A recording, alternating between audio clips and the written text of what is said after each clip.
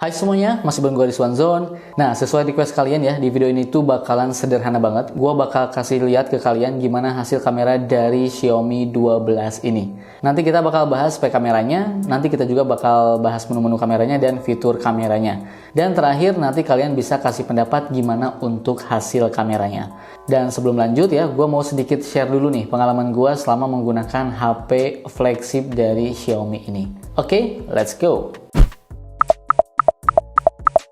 Oke, baik. Sebelum kita bahas detail kameranya, gue mau sedikit share dulu pengalaman gue selama menggunakan HP ini. Jujur gue ngerasa HP ini tuh cocok banget buat gue. Berukuran cukup kecil untuk HP zaman sekarang ya, compact banget, dan punya kamera yang bagus. Buat gue, HP ini adalah pilihan untuk orang-orang yang suka bikin konten foto ataupun video di smartphone. Ukurannya kecil, nyaman masuk kantong ya, masuk kantong celana, kemudian kita tinggal ngambil, tinggal jepret, bagus dan ya sesimpel itu. Kameranya tuh pakai sensor Sony IMX766 yang sama digunakan di HP-nya Realme 9 Pro Plus. Resolusinya ini tuh 50 megapiksel, fitur fokusnya juga udah bagus ya, punya lensa ultra wide dan makro yang bagus banget. Videonya itu mantap ya, udah bisa sampai 8K 24 fps dan pastinya untuk spek lainnya udah kenceng banget. Pakai Snapdragon 8 Gen 1, kemudian RAM-nya itu 8GB, ROM-nya itu 256GB. Ya intinya dipakai main game apa juga, HP ini tuh lancar banget. Tinggal pertanyaannya, main game di HP segede ini enak nggak tuh? Itu doang pertanyaannya ya. Fitur lainnya yang gue suka, pastinya sudah 5G, kemudian layarnya sudah AMOLED 120Hz yang bagus banget asli ini ya. Ngecasnya cepet banget juga nih, sudah 67 watt, kemudian sudah support wireless charging 50 watt, kemudian adanya NFC juga, ini udah oke banget. Nah, terus nih, apa kekurangannya? Ya, intinya ini tuh apa yang menurut gue kurang oke di HP ini ya, selama gue menggunakan HP ini. Yang pertama jelas baterainya. Baterainya ini tuh 4500 mAh, ini tuh jadi deal breaker banget buat kalian kalau misalnya mau beli HP ini. Buat gue pribadi, entah kenapa baterainya tuh boros banget. Gue aja nih selama pakai HP ini, untuk screen on time-nya tuh cuman bisa di 3 jam lebih dikit. Kesel juga sih gue ya, ini HP enak gitu ya, kecil, terus dipakai konten juga enak, baterainya nauzubillah. Walaupun ketolong sama ngecas yang cepet, tapi kan cukup ribet juga ya kalau misalnya gue kemana-mana kudu bawa casan originalnya. Nah, itu keselnya gue itu ya. Terus yang gue kurang suka sama HP ini tuh jelas iklannya. Notif-notif yang gak penting gitu ya, bikin gak nyaman. Dan buat gue kalau kita beli HP flagship, jelas poin utama itu ya harus memberikan kenyamanan. Jadi kita beli, buka boxnya, nyalain HP-nya, tinggal pakai, nyaman. Gak usah ada notif-notif iklan berlebihan, gak usah ada iklan pas kita beres install aplikasi, nggak usah ada iklan pas beres kita nonton video, nah itu nggak usah ada.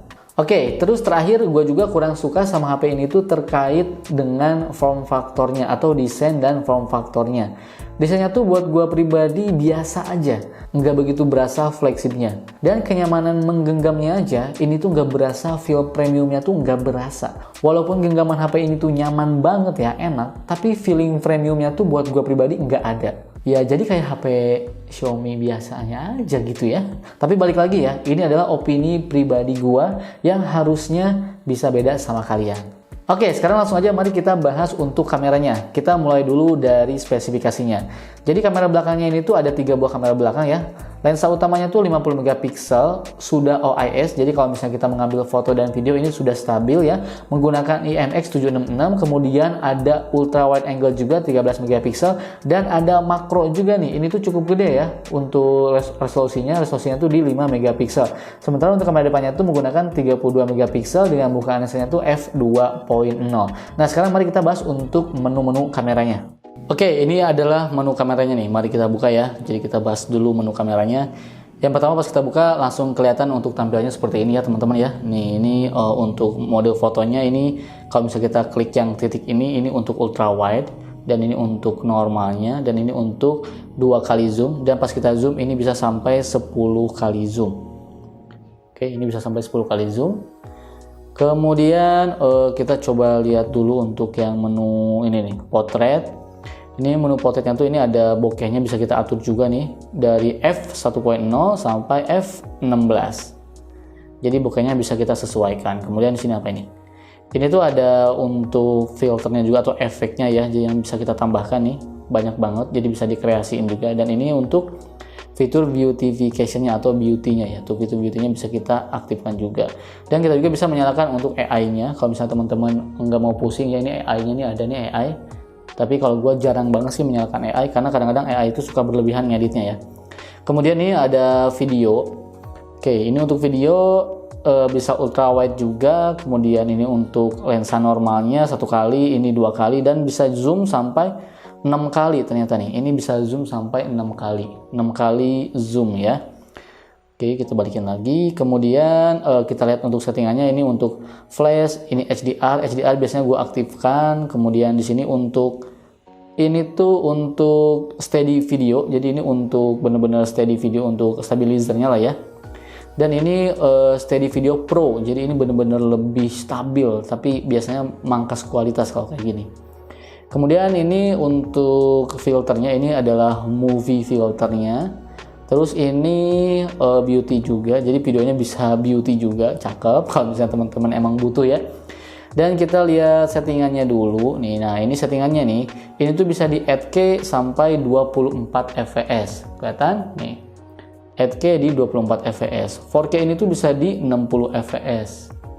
Oke, 4K ini tuh tapi nggak bisa nih biasanya. Nih, bisa nggak sih tuh?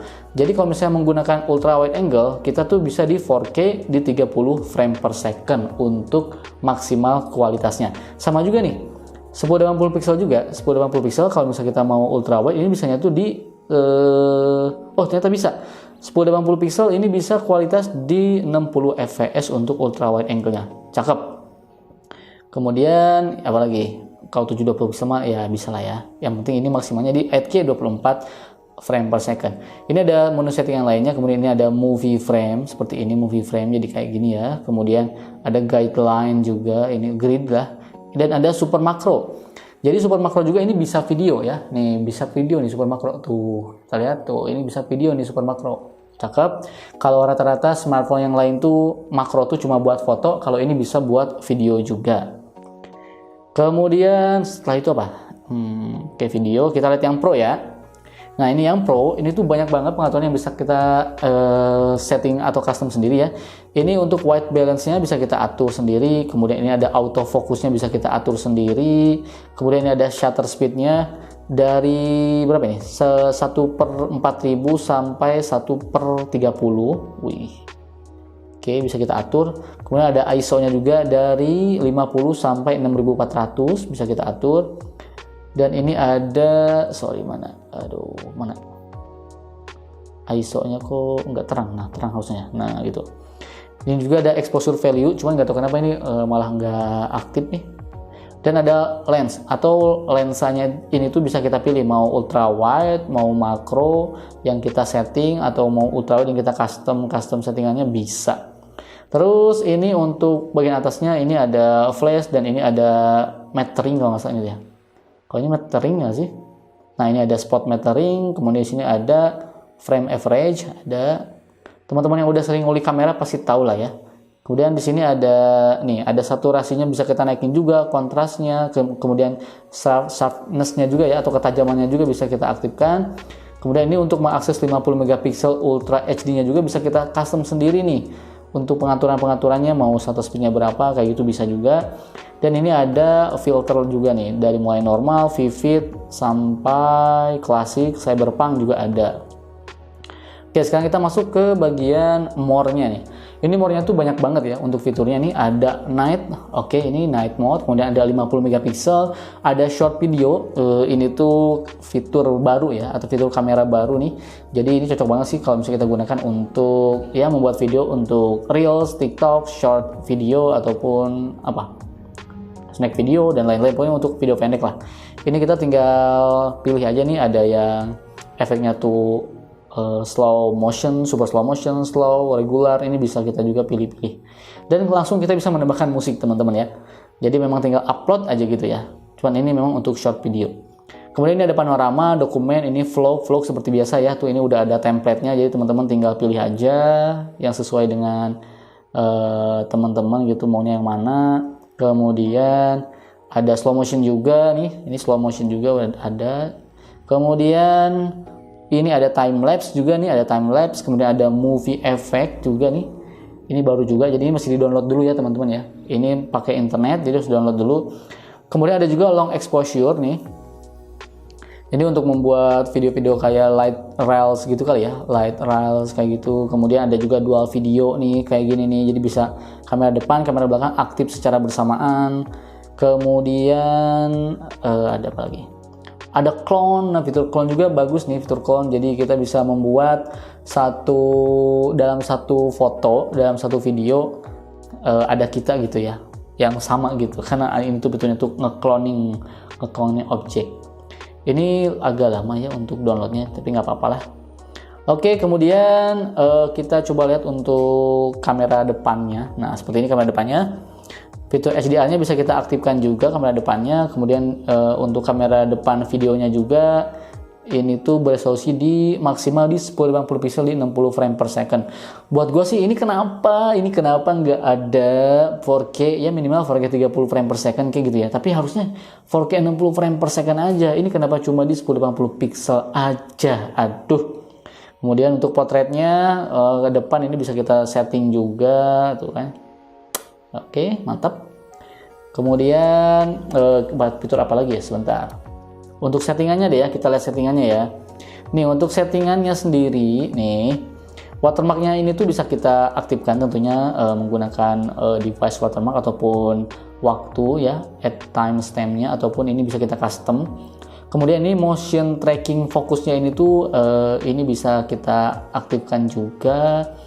Kemudian nih ada lagi mana nih correction distortion juga udah ada.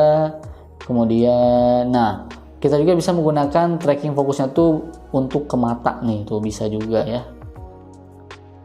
Kemudian ada juga high format nih, jadi ini tuh lebih efisiensi ukuran size-nya tuh, jadi storage-nya tuh kita nggak bakalan cepat penuh karena istilahnya kayak dikompres tapi masih menjaga kualitasnya gitu yang bagus gitu ya. Oke, ini untuk banyak lah ya ini ya untuk pengaturannya, teman-teman bisa ngulik sendiri. Yang jelas ini ya sama seperti mirip-mirip HP yang lainnya lah, sama ya. Oke teman-teman, langsung aja lihat gimana kualitas hasil kameranya dari Xiaomi 12 ini. Jangan lupa tulis di kolom komentar pendapat kalian.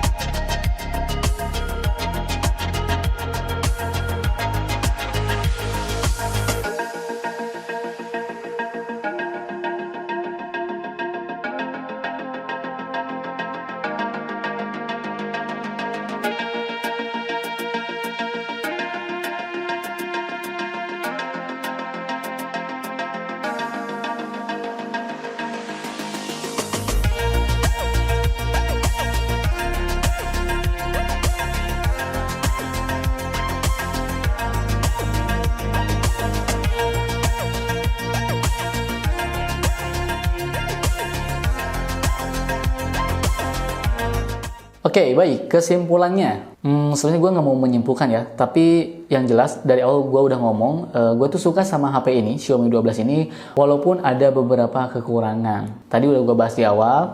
Terus untuk kameranya, jujur gue suka ya, hasil kameranya bagus, digunakan untuk foto, kemudian digunakan untuk bikin video, pokoknya digunakan untuk bikin konten ataupun content creation. Menurut gue HP ini tuh sudah sangat nyaman banget digunakan. Terlebih lagi ya, performanya tuh udah kenceng banget. Sesekali main game ya sangat bisa gitu. Walaupun buat gue pribadi main game di HP kayak gini tuh ya, di HP yang compact kayak gini tuh kurang nyaman. Tapi balik lagi ya, semuanya tuh tergantung kita masing-masing, karena pasti kebutuhan kita tuh beda ya, setiap orang tuh bakalan beda-beda. Cuman overall pendapat gua, jujur HP ini tuh bagus dengan beberapa kekurangan yang mesti kita kompromiin kalau misalnya kalian mau beli HP ini, terutama baterainya. Oke, gue pengen tahu nih gimana pendapat kalian soal kameranya ataupun hasil kamera dari Xiaomi 12 ini. Langsung aja tulis di kolom komentar. Oke, gue pamit ya, dan bye.